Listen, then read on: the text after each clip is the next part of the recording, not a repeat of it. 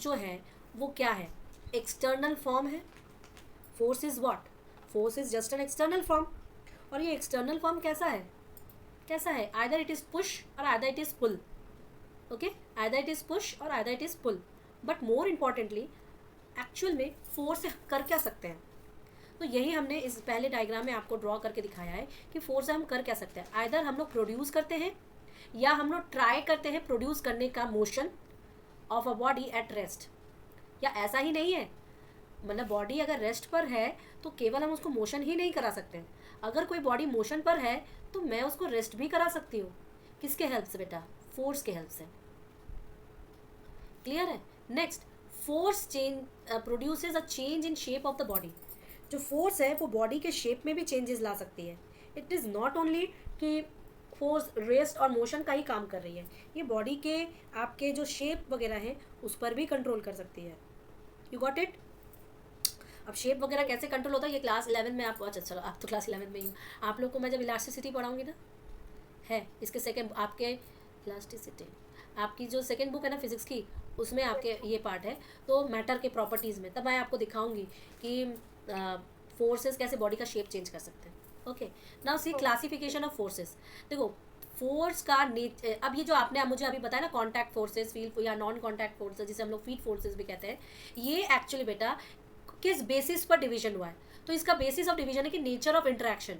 मतलब यहाँ पर जो दो बॉडीज़ हैं, मान लो ए और बी, और इन दोनों बॉडी में आपस में कैसा इंटरेक्शन हो रहा है, कैसे ये दोनों बॉडी आपस में इंटरेक्ट कर रहे हैं, उसके बेसिस पे हम लोग कॉन्टैक्ट और नॉन कॉन्टैक्ट बोलते हैं.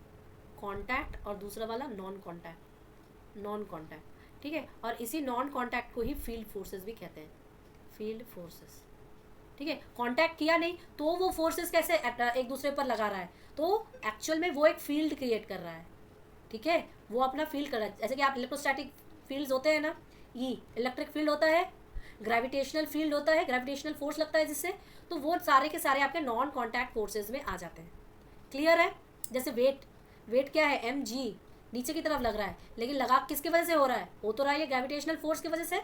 So it is like that. Okay,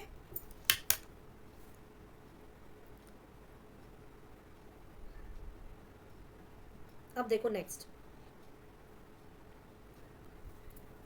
contact forces किसे कहते हैं, जब टेंशन हो, जब नॉर्मल रिएक्शंस हो, फ्रिक्शन हो.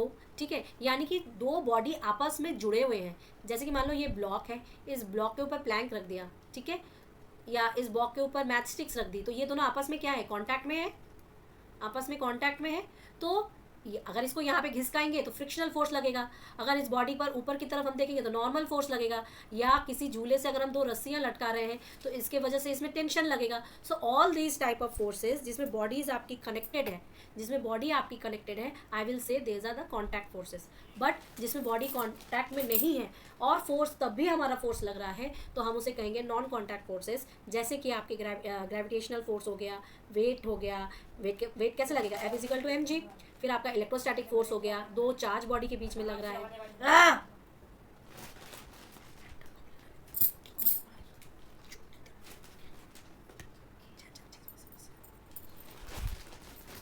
इसके बाद देखिए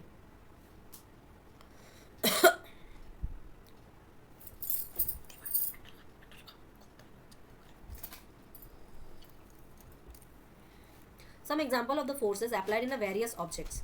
ठीक है, वेरियस किस्म के ऑब्जेक्ट्स हैं और उन पे हम लोग कैसे फोर्सेस लगा रहे हैं, कैसे लगा रहे हैं. देखिए, जैसे अभी मैंने कॉन्टैक्ट और फील्ड फोर्सेस की बात की, यही दो के एग्जांपल्स बता रहा है. जैसे कि अगर force exerted on the particle और object within the boxed area, ये क्या है, कॉन्टैक्ट फोर्सेस है. अब आप स्प्रिंग को इसमें क्या कर रहे हो, खींच रहे हो,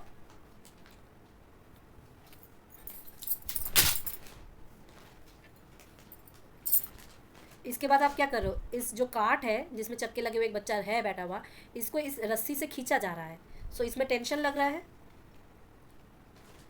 या बाय फुट एक फुटबॉल या बॉल को किक किया जा रहा है तो इसमें भी कांटेक्ट लग रहा है, लग रहा है ना. So all these are contact forces. But इसमें देखिए एक मास दूसरे मास को खींच रहा है ग्रेविटेशनल फोर्स से, ग्रेविटेशनल फोर्स से. ये नॉन कांटेक्ट हो गया. एक चार्ज दूसरे चार्ज को अट्रैक्ट कर रहा है इलेक्ट्रोस्टैटिक फोर्स से. इलेक्ट्रोस्टैटिक फोर्स से, बट कांटेक्ट में तो है नहीं। एक आयरन एक बार मैग्नेट को खींच रहा है, बार मैग्नेट आयरन को खींच रहा है, ठीक है, बार मैग्नेट आयरन को अपने तरफ फोर्स में अट्रैक्ट कर रहा है, तो ये किस चीज़ का हो गया, ये मैग्नेटिक फोर्स हो गई, मैग्नेटिक फोर्स हो गई। So all these are what example of non contact और फील्ड फोर्सेस। मतलब कि ये लोग अपना फील्ड क्रिएट किए हुए हैं और इस फील्ड की वजह से दूसरे बॉडी पर इफेक्ट डाल रहे हैं, ठीक है। One body has created field and affected the other body and exerted force and thus exerted force, ठीक है, क्लियर है ना। आगे बढ़ते हैं। Newton's law of motion. अब now see what we are discussing Newton's law of motion. Classical mechanics में Newton's law of motion बहुत इंपॉर्टेंट होल धारण करता है, ठीक है। तो फर्स्ट लॉ बोलता है कि अगर कोई बॉडी है और वो मोशन कर रही है, जब तक हम कोई उसमें एक्सटर्नल फोर्स नहीं लगाते उसके स्टेट को चेंज करने के लिए, तब तक बॉडी स्ट्रेट लाइन में ही मोशन करती रहेगी, ठीक है। मतलब जब तक हम लोग कोई एक्सटर्नल फोर्स नहीं लगा रहे जिससे कि उसकी बॉडी का स्टेट चेंज हो सके, आप बोलोगे क्या कि वो बॉडी लगातार मोशन करेगी ही स्ट्रेट लाइन में। लेकिन अगर मान लो कि बॉडी रेस्ट पर है और हमने कोई फोर्स नहीं लगाया उसके स्टेट ऑफ को चेंज करने के लिए, ठीक है, तो वो क्या है, वो रेस्ट पर ही रहेगी, वो मोशन नहीं करेगी। Clear, okay.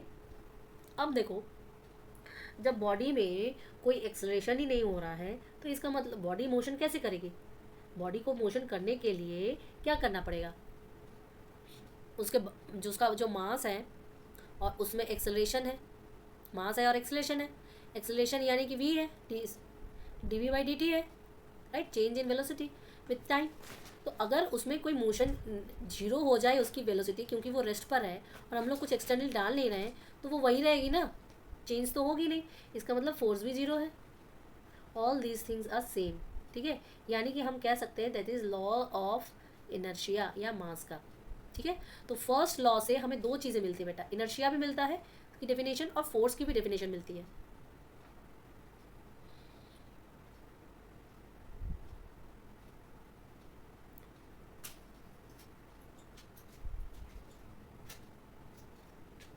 Law of inertia और फोर्स, ठीक है। तो हम कह सकते हैं that first law of motion से दो क्वांटिटी डिराइव हुई आपकी। पहली क्वांटिटी है फोर्स। फोर्स क्या है, फोर्स कहता है कि वो स्टेट ऑफ मोशन को चेंज करती है, स्टेट ऑफ मोशन को चेंज कर सकती है, या वो स्टेट ऑफ रेस्ट को चेंज कर सकती है। रेस्ट को चेंज किसकी, वन बॉडी, एक बॉडी के इसको चेंज कर सकती है। क्लियर। और आप बोलोगे कि मोशन को जो चेंज कर रही है बेटा, वो यूनिफॉर्म मोशन को स्ट्रेट लाइन में करवाती है, यूनिफॉर्म मोशन का स्ट्रेट लाइन में करवाती है, ठीक है। वो जो चेंज किया और चेंज करके उसको मूव करवाया ना, वो स्ट्रेट लाइन में मोशन करेगा, ठीक है। Next, inertia. इनर्शिया क्या है, इनर्शिया वही कि बॉडी का मास जिससे हम मेजर करते हैं उसे हम इनर्शिया कहते हैं, ठीक है। तो अगर कोई बॉडी हैवी है तो उसमें क्या हम ज़्यादा फोर्स लगाएंगे उसके स्टेट को चेंज करने के लिए, लगाएंगे कि नहीं। Yes ma'am. देखो इसको फिर से मैं बोलते हैं कि एक तो वो इनर्शिया को डिफेंड करेगी, ठीक है। इनर्शिया होता क्या है, बॉडी की जो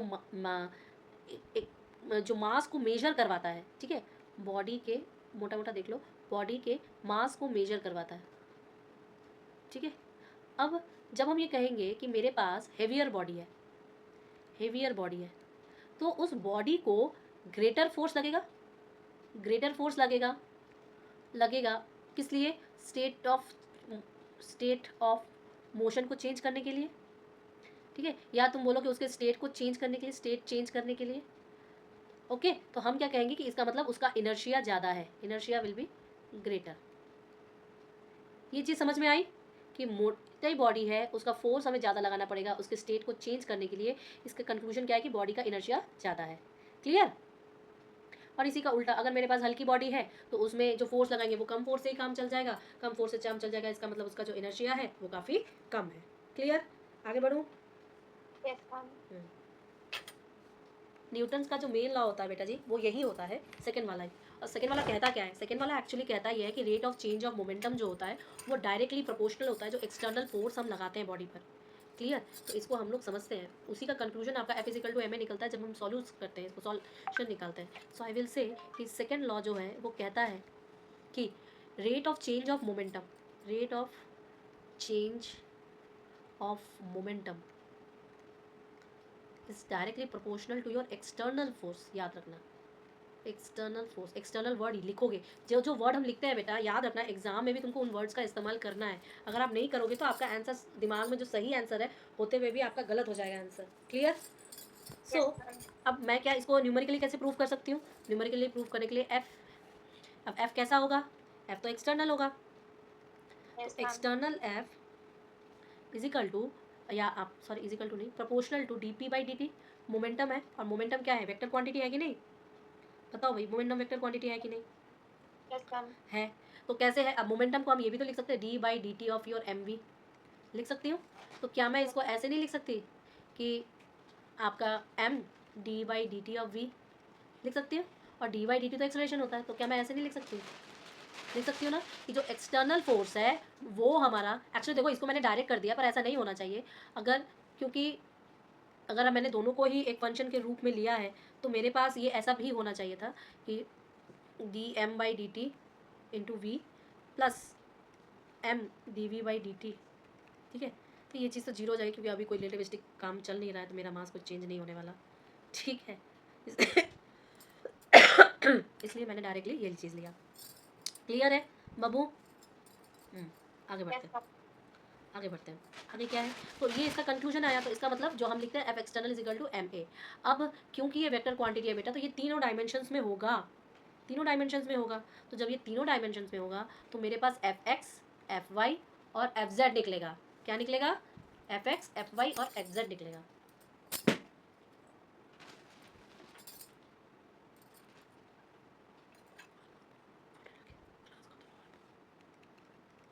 और ये कैसे होगा? M A X, M A Y और एम वाई ए जेड. समझ में आ रहा है बेटा जी? Yes, ma'am. और ये जो वेक्टर क्वांटिटी है ये होगा इस वजह से ही. ठीक है? आगे बढ़ते हैं. आगे क्या है? या थर्ड लॉ कहाँ गया?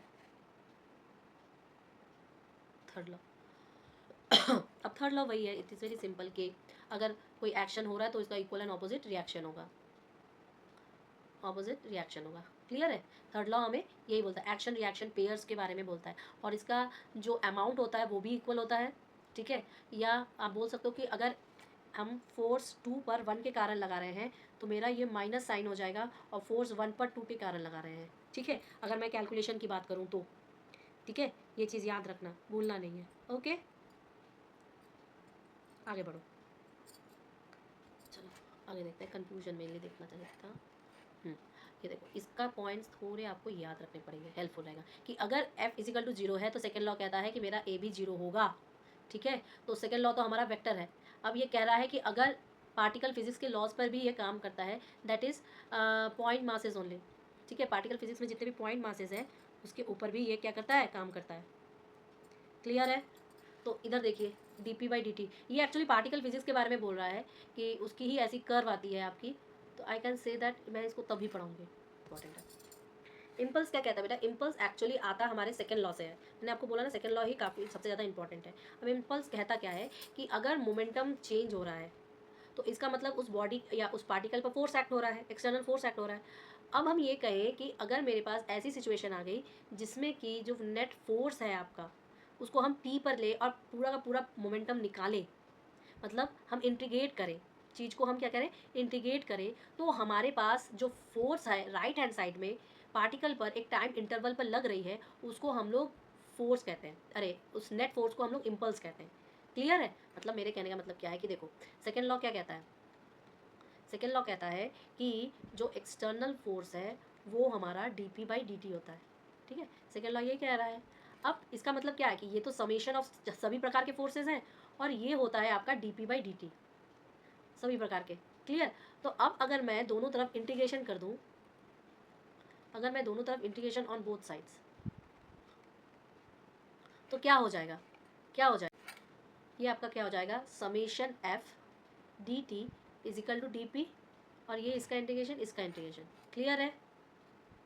तो अगर ऐसी सिचुएशन आ गई तो क्या मैं ये नहीं कह सकती कि ये जो क्वांटिटी आएगी ये हमारी पी आएगी, पी आएगी, और पी में जब हम फाइनल और इनिशियल करेंगे तो ये क्या आ जाएगी हमारी T P by D T, और इधर का टाइम का इंटीग्रेशन हम टी वन से लेके टी टी तक करते तो समझ रहे हो बात को। इसको हम क्या कह सकते हैं, हम डी पी, अगर हम इसको पी करेंगे तो इंटीग्रेशन पी वन से लेके पी टू तक, या आप बोल सकते हो कि इनिशियल से लेके फाइनल तक, पी फाइनल तक, और इधर हम कर सकते हैं टी वन से लेके टी टू तक समेशन एफ डी टी।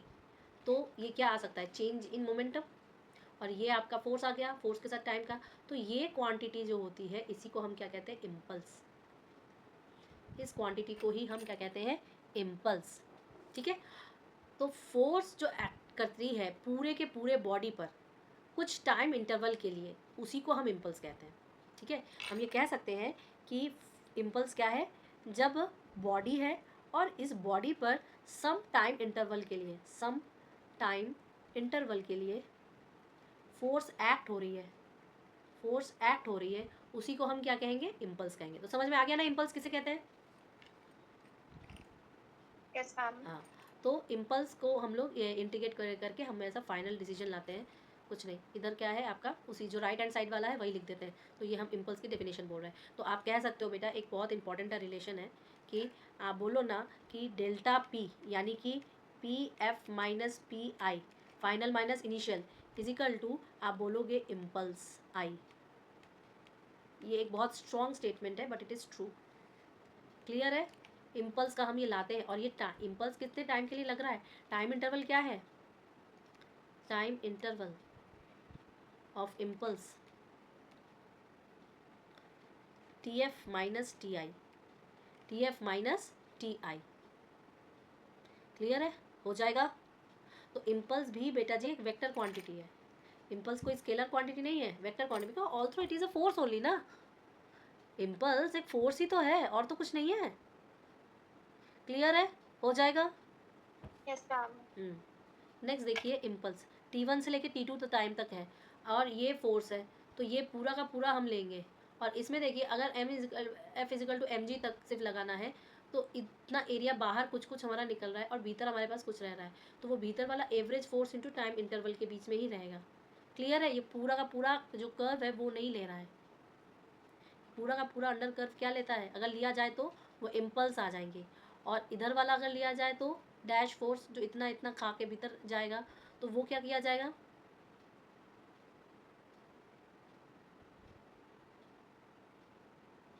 कर लोगे बाबू, ये समझ में आ रहा है ना। Yes ma'am. आगे बढ़ते हैं। अब देखो ये कर्व दिया है, कुछ नहीं है ये कर्व, कि एक आपकी एवरेज फोर्स की है और एक आपकी वो जो कवर थी ना, ऐसे दो डायग्राम हमने देखे ना अभी, एक ऐसा देखा और एक दूसरा कैसा देखा, ऐसे करके, लेकिन दोनों का ऐसा था। क्लियर, तो हम पूरा का पूरा रेक्टेंगल का एरिया लिए और बोलेंगे वो इम्पल्स है, लेकिन इसको भी अगर हम निकालें तो वो भी मेरा इम्पल्स ही है, याद रखना। तो एक में हम कर्व के अंडर पूरी एरिया निकालें, एक में हम रेक्टेंगल का ही एरिया निकाल रहे हैं। ठीक है, एक आपका एवरेज फोर्स दे रहा है भीतर की तरफ और एक आपका इम्पल्स दे रहा है। तो ओवरऑल हम ये कहेंगे कि अगर मैंने फोर्स का और टाइम का ग्राफ निकाला तो हमें निकलता है चेंज इन मोमेंटम, और ये इम्पल्स होता है उसके अंडर का एरिया। क्लियर है, उसके अंडर का एरिया। तो impulse is nothing, change of momentum.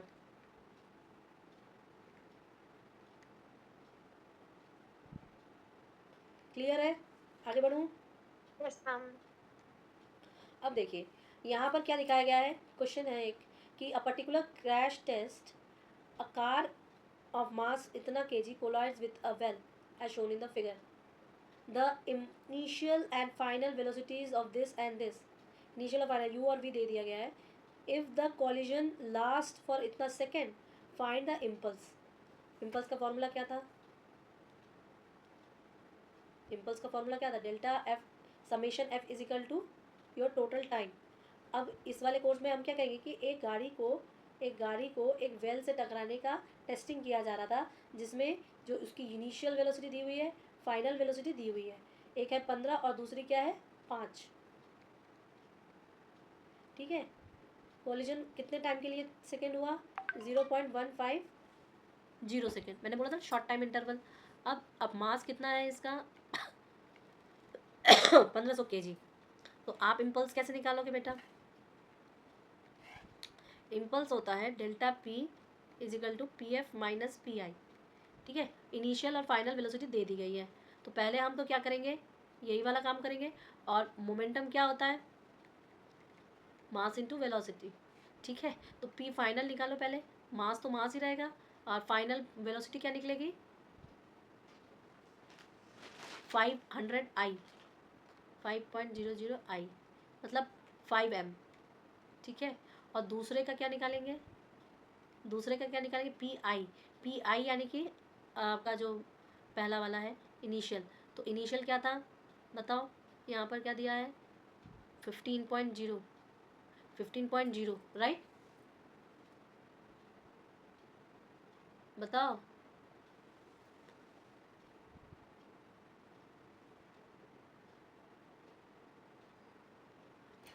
Hello. आगे है आपके इम्पल्स के कुछ एग्जांपल्स, जिसमें force exerted by a liquid jet on a wall.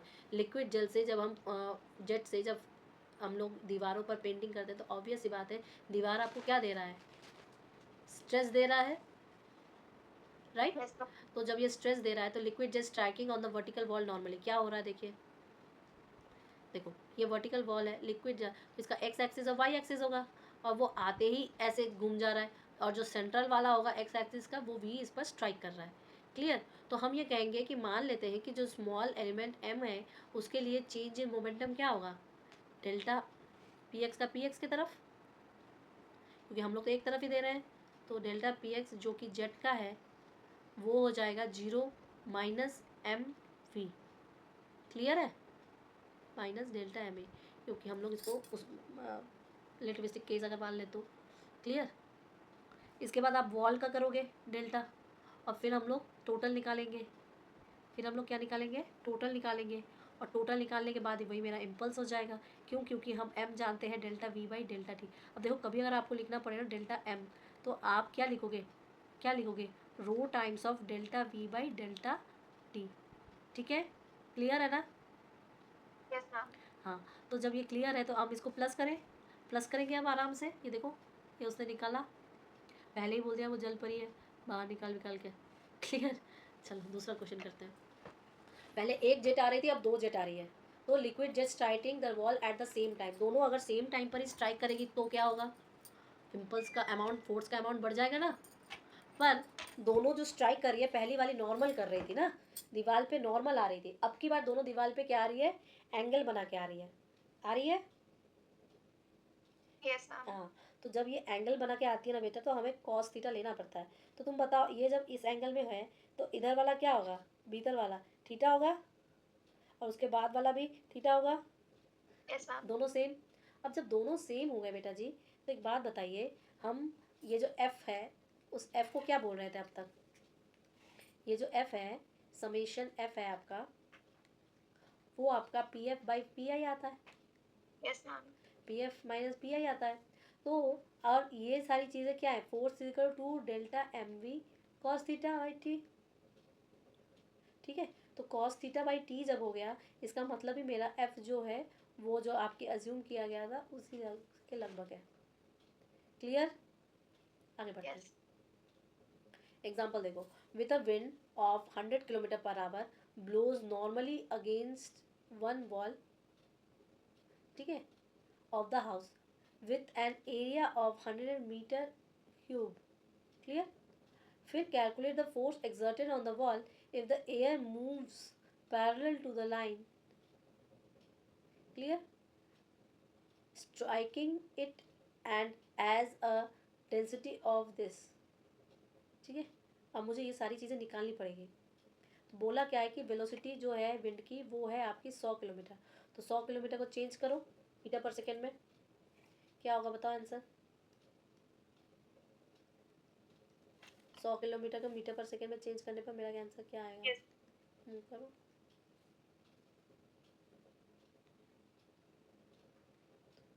करके बताओ।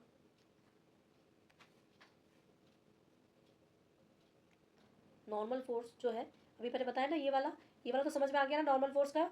Yes, ma'am. Yes, ma'am. और ये वाला जो मैंने बताया था, अच्छा वेट बताया नहीं है ना, वो बता रहा है। फ्री बॉडी डायग्राम नहीं बताया क्या? नहीं, फ्री बॉडी डायग्राम बताया नहीं है शायद आपको ना। देखो जब भी हम कोई फ्री बॉडी डायग्राम बनाते हैं, देखो ये पढ़ना बहुत जरूरी है फ्री बॉडी डायग्राम, क्योंकि फ्री बॉडी डायग्राम के हम लोग खूब सारे क्वेश्चंस करेंगे। फ्री बॉडी डायग्राम से laws of equation of motion निकलता है, फोर्सेस के वैल्यूज निकलते हैं, इसलिए फ्री बॉडी डायग्राम बहुत जरूरी है। तो जब भी हम फ्री बॉडी डायग्राम करते हैं बेटा, 3-4 चीज़ें होती हैं उसमें। वेट होता है, टेंशन होती है, इलास्टिक स्प्रिंग होती है, फोर्स होता है, नॉर्मल फोर्स होता है, फ्रिक्शनल फोर्स होता है। ये सारी चीज़ें उस फ्री बॉडी डायग्राम में होती ही हैं, तो ये हमें एक एक करके निकालना है। जैसे मान लो वेट तो हम जानते हैं ग्रेविटेशनल पुल के कारण होता है, F इजिकल टू mg। ये जो F इजिकल टू mg है एक्चुअल में वो वेट होता है। क्लियर? अच्छा ये वाला तो समझा दिया, नॉर्मल फोर्सेस क्या होती है जब दो बॉडी कांटेक्ट में हो। ओके, अब देखो फ्री बॉडी डायग्राम में कैसे हम इन सब चीज़ों का इस्तेमाल करेंगे। जैसे कि मान लो एक ब्लॉक है जिसका मास कैपिटल M है, और एक है जिसका मास स्मॉल m है। क्लियर? अब तुम बताओ इस बड़े वाले बॉडी का नॉर्मल क्या होगा, ऊपर की डायरेक्शन में जाएगा, परपेंडिकुलर।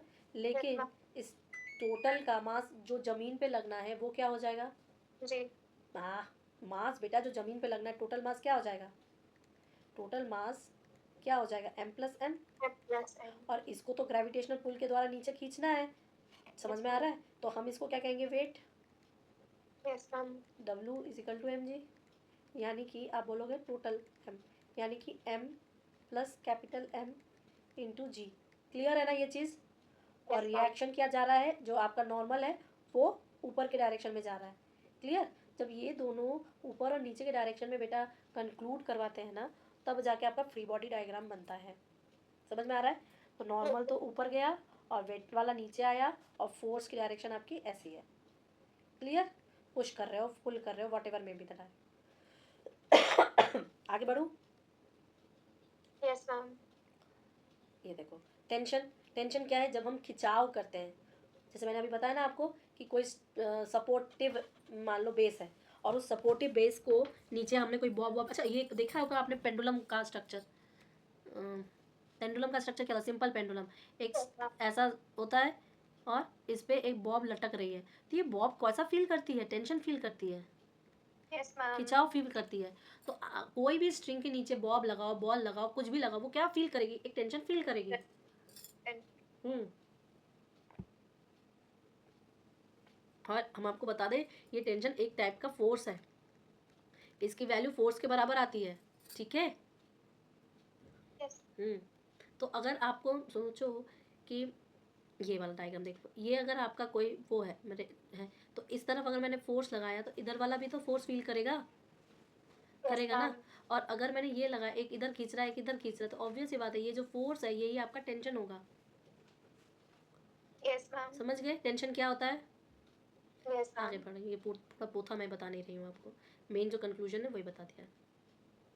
अब ये है आपका मेन डायग्राम ड्रॉ करना। क्लियर? फ्री बॉडी डायग्राम कैसे ड्रॉ करते हैं या कैसे समझते हैं ये देखिए। अब 2 blocks of mass MA and MB are arranged in the diagram as shown in the figure. ठीक है? Draw the free body diagram of. अब एक फिगर में ये सारी चीज़ें आपको बता दी गई हैं। क्या क्या है बताओ? 2 ऐसे गोल हैं जिसमें एक पुली है, ये दूसरा पुली है, इस सब में स्ट्रिंग लटका दिए गए हैं। स्ट्रिंग 1, 3 और 2, 1, 2 और 3, 3 स्ट्रिंग है। साथ ही साथ आपके पास क्या है? MA बनाएंगे कैसे, सोचो। पहला वाला क्या है कि ये जो ब्लॉक A वाली है उसके ऊपर की तरफ टेंशन T1 लग रहा है, नीचे की तरफ मास MG लग रही है ना इधर वाली। Yes. अब दूसरा वाला क्या है कि टेंशन T2 ऊपर लग रहा है, मास MBG लग रही है। क्लियर है? अब पुलिस के ऊपर देखो क्या लग रहा है, पुली 1। ये जब हम टेंशन लगा रहे हैं, A हमारा T1 है, तो आप नहीं बता सकते कि इस पे भी और इस पे भी।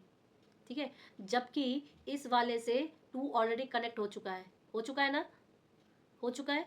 तो व्हाट यू विल से कि जो पुली 1 है वो ऊपर की तरफ 2 टेंशन्स को फील कर रहा है, और नीचे की तरफ वो एक टेंशन को फील कर रहा है। ठीक है? इसी तरह अगर हम T1 का लगाएं तो T1 का दोनों तो इधर ही है, और T1 ऊपर की तरफ जा रहा है पुली 2 के लिए। पुली 2 में और कुछ लगा नहीं है, वापस ये इधर ही चला गया। क्लियर है बाबू? कैसे ये फ्री फॉल डायग्राम बनाते हैं, फ्री बॉडी डायग्राम? तो पुली 1 का बना दिया, 2 का बना दिया, ब्लॉक MB ब्लॉक M1 का बना दिया। क्लियर? आगे बढ़ते ये वाला देखो इधर खींच दिया है, ये वही वाला है क्या? ये वो वाला नहीं है, नहीं मैम, डिफरेंट। दूसरा है। अब देखो इसमें क्या है, वही सपोर्टिव पुली, उस पुली में एक कैपिटल एम है, कैपिटल बी है, तो दो पुली वन में आपके पास दो बॉक्सेस हैं बेटा, समझ रहे हो बात को? और इस टू इधर वाले साइड में सी भी लटक गया है स्ट्रिंग टू के साथ। तो पहला है M1 ब्लॉक का, MA ब्लॉक का, तो MA ब्लॉक बनाओ। MA ब्लॉक बनाने के बाद आप क्या करोगे, MA के साथ कितना झमेला है, एक तो उसकी MAG लग रही है और ऊपर आप उसका T1 लग रहा है, क्लियर है? MA ब्लॉक का ऊपर T1 लग रहा है, ठीक है। उसके बाद टू वाली ब्लॉक बनाओ, बी वाली मतलब, तो बी वाली ब्लॉक के लिए नीचे आपका क्या लग रहा है, देखो नीचे स्ट्रिंग टू भी है तो T2 करेंगे, लेकिन ऊपर तो सेम स्ट्रिंग है वो तो T1 ही रहेगा, क्लियर है? बताओ। और साथ में इसको MG भी पकड़ा हुआ है, MBG, ठीक है। ये A और B का हो गया। अब C का बताओ, C का क्या होगा? का ऊपर T2 लग रहा है और ऊपर नीचे T2, हाँ MCG। हाँ, नीचे MCG, ठीक है। ये T का। अब पुली का बताओ, पुली, पुली एक तरफ तो T1 लगा रहा है और दूसरी तरफ क्या लगा रहा है बेटा जी? T1। दूसरी तरफ भी T1 लगा रहा है, कहाँ गया पुली, मैंने जो ड्रॉ किया, दूसरी तरफ भी T1 लगा रहा है, लेकिन ऊपर की तरफ उसका क्या लग रहा है, T3, टेंशन, टेंशन क्या लग रहा है ऊपर की तरफ, T3 लग रहा है। कोई भी पुली ले लो, कोई दिक्कत नहीं है आपको, क्लियर? Yes ma'am. तो आज हम लोगों ने क्या देखा,